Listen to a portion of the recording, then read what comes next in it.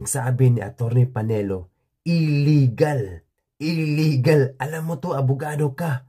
Mga kadides, panoorin natin to. Itong Senate President ng Senado natin. Tara.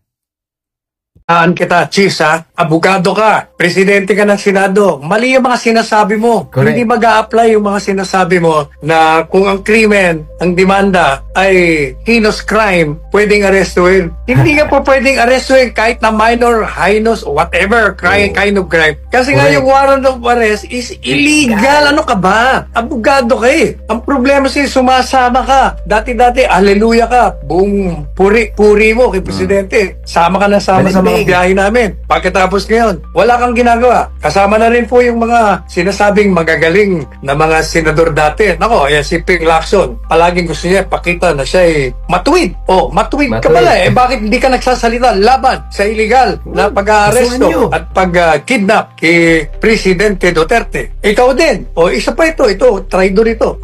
Si Tutol ang Pilipino. Ginagamit niya Tutol. Yan ang bagay. Tutol ang Pilipino. Wala niya na kung sino yun. Hindi sila nagsasalita. Alam na nga nila na illegal, mali. Isus Maria Joseph naman. Ang sarap pugin ng mga ulo niya.